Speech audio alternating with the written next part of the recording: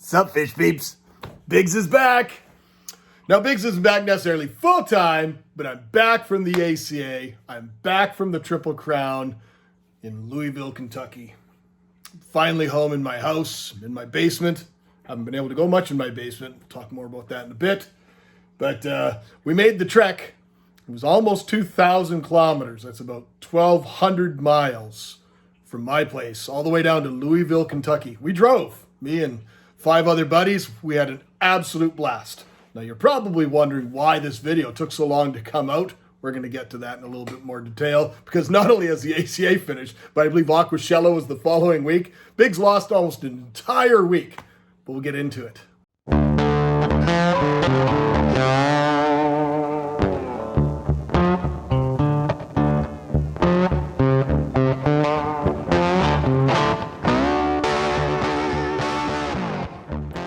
Now, you guys already know, I've been to many of these conventions, not just ACA, but I travel to fish shows, pre-pandemic all the time. I'm involved, I'm speaking everywhere, having a great time, having an absolute blast. You notice I'm wearing a fancy staff shirt. Most people don't have a fancy staff shirt. Big's got a staff shirt. Why? Because I worked my butt off the whole weekend. I did like 4 or 5 auctions. Presented the awards, presented some of the speakers. It was just nonstop. Biggs got completely run down. And basically, I'm going to step back for a little second and tell you guys a little bit of a story. You might find humorous, you might not. You might go, Biggs, you're an idiot. We're used to it, whatever. But because I've traveled a lot, any of those fathers or mothers out there that travel and stuff like that, away from your family at the same kind of amount that I do, you used to be in the habit of kind of picking up little gifts for your kids or your spouse or partner or something like that. Well, we stopped doing that a long time ago because I was always traveling. However, ACA, the American Cichlid Association convention, falls every single year on my wife's birthday.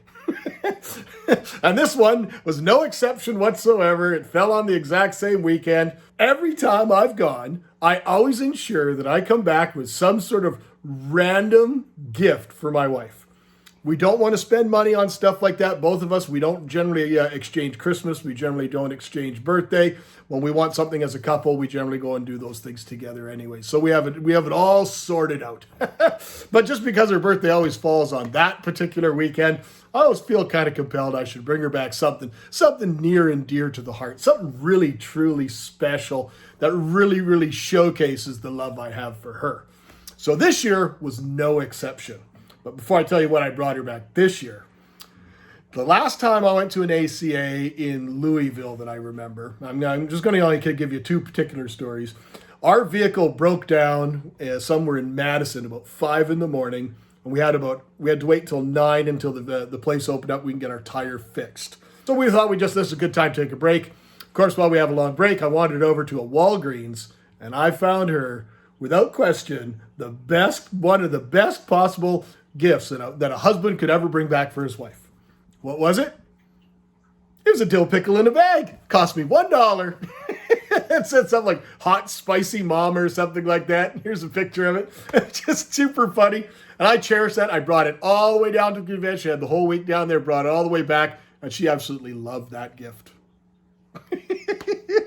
Then a few years later, I was at a work convention. I don't think it was in her birthday time. And I brought back these random little laundry disc type things that we just thought, the whole company, my whole work team was there. We just thought this whole thing was a joke. It's like the Sham Wow guy. But we brought that back, and now my company sells it. We sell hundreds of thousands of units of this silly thing. And it works really well. And my wife absolutely loves it. So there you go. Free gift versus a $1 gas station pickle.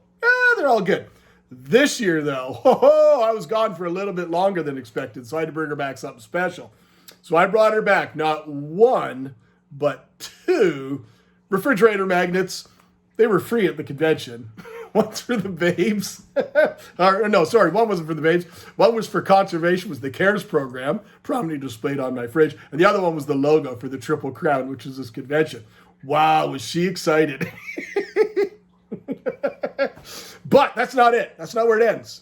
You guys are wondering why the title of the video is such it is. It's because not only did I bring back that treasured gift, I brought back COVID. We've lived for 3 years with no issues whatsoever. We've been as safe as we could be. We're vaccinated. We did the whole thing. and I brought back COVID. I didn't feel real well the next day. I've got an elderly father, so I wanted to make certain that I felt okay. So we tested, and I tested positive. So we've still been somewhat in lockdown. The reason I'm in my basement is because there's fish tanks and stuff like that. I got to come check on the stuff. Normally, I'll be wearing one of these, even in the house, because now my wife has it. My youngest daughter, Paisley, has it. She's shown no symptoms whatsoever. But my middle daughter, Riley, she hasn't had anything whatsoever. She still tests negative. So we're trying to keep everybody as safe as possible. I'm pretty much in the clear now. I think by tomorrow my test will be negative because it just shows just the faintest little line. But I understood there's been about 20-some people or something like that that's been at this event. It was like a super spreader and a bunch of people got it. But if you're vaccinated, it was very, very mild. So that's all good. But that's not the reason she's going to kill me. Now, you'd probably agree that's probably a good enough reason, right? That'd probably be a good enough reason. Not only does she take care of the farm, the cows broke out twice while I was away. So one of them took her hours to get them back because you can't just put them back where they broke out. That's just to fix the fence. She has to deal with the brand new puppy. Oh, we got a brand new puppy literally the day before I left. That was her choice. So just saying, not me. And she takes care of my fish, helps with the plants, everything. My wife is absolutely a saint for this stuff. So, a couple of magnets, COVID, fair trade-off, I think, right? But I did bring back some other things. I brought back a couple of cool fish. Now, normally I don't travel with fish anymore because I have always flown. And I had flights going to this event, so I wasn't kind of pre-booking a bunch of stuff. I brought back actually 4 species of killifish. I'm not even going to show you guys those in the video because they don't really show up well in the type of tanks and the surroundings that I've got for them. They're all in 10-gallon tanks with a bunch of botanicals and plants. So they're very, very hard to get a video of any kind, but they're there. One of them being a blue galaris type, one of them being a super, super cool other type of Fungilopachax, and the 2 other species are African species as well. They're plant spawners, Sciadacimian, I believe is the genera. I don't remember the species name. But thing with me with killies, I can't own one killie. I have to have multitudes of killies, otherwise I just won't have the patience to go and take care of all the live foods to feed one pair. So I brought home 4. But in the tank behind me, this is what I could use as kind of right now as my quarantine tank. Let's take a peek at the other fish. The Louisville club that put on the ACA is without question one of my absolute favorite clubs to go and visit. The whole club, all the membership is just awesome. They're just so welcoming. My dear friend Rusty Wessel has his fish house there. He's the one that generally brings me down and I stay with him. But absolutely, from a Canadian going down, it is absolutely the epitome of Southern hospitality. And I've met a lot of good friends down there. One in question is a good friend that actually gave me these 2 groups of fish. These are young that he just pulled out of his tanks because both these species are spawning for him consistently all the time. The first one is going to be an addition, and they probably both may end up very well temporarily in the Congo tank. But the first one are these goby cichlids that are hopping around on the bottom. They are formerly from the genus Steatocranus, so it should be in the same grouping as the buffalo heads from the Congo. These ones, however, are from the Volta River Basin in Ghana, and these are Periogobiosicla irvini. And you'll notice lots of similarities in them in regards to the buffalo heads. However, these ones have a much more defined swim bladder, and it's much more effective swim bladder. So they're much more active in the water column. And they get these very, very, as they mature, you'll just probably see it slightly in some of the larger ones, but they get these brilliant turquoise lips. It's really, really a cool species. I've kept them before many, many years ago. Whether I've spawned them or not, I don't really remember. But when I was offered them, I jumped at the chance of getting them again. So I think they're an absolutely fascinating addition, and I'm truly blessed to be able to have them in one of my tanks.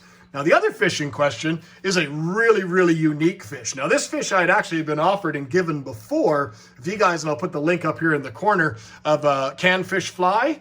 And when I was at the Ohio Cichlid Association, I was entrusted with several groups of fish, of young fish, of fish that were on the CARES program, fish that were all critically endangered. And this was one of them that I'd been given at the time.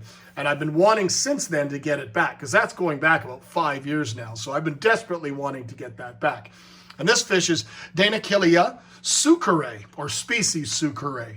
It's from a country, it's a very, very unique ancient species. It was discovered by my friend Anton Lambong in Austria, the famous Austrian ichthyologist who's spent many, lots and lots of years exploring these areas. It comes from a country known as Eritrea, which is very close to Ethiopia. And it lives in the Sucure River, as well as in these small satellite, extremely high pH saline lakes. So it's a very unique species. It's very primitive, as I mentioned. It's actually a mouth brooder. And when they grow up, when they start breeding, they're actually kind of more akin to like a New World Geophagus species. So I'm really fascinated to have this fish in my tanks again. We'll go into these fish a little bit closer down the road. But for now, they're just in their acclimation tank. They're eating well. They're doing fine. Did a little water change on today, but as you can tell, it's just my hospital tank, so it's not meant for pretty. It's just meant for function. So finally got a super cool fish back in my fish room. 2 super cool fish back in my fish room. Very stoked about that. Not as very much stoked about giving COVID to my family. Things happen. I guess we got it now, right? But when you look into this fish a little bit deeper, this fish that I've wanted for so long, and you start breaking it down, remember it's all in Latin, but DANA KILIA. Remember that's in Latin, so we're looking at Dana Kill Ya. My wife's name's Dana. It's very scary. And she spells her name differently. It's DAYNA. But one can only imagine that if they were to Latinize it, that is probably what it would be. And that's basically what this fish means, is that this fish is, now that I've gotten this fish, that my wife is going to kill me. Well, hopefully that's not true. I think it's still an awesome fish. Still love my wife. And now if you don't see me at next year's ACA, don't know where it is yet, but if you don't see me there, look into it, because that's probably what happened. Cheers, dudes.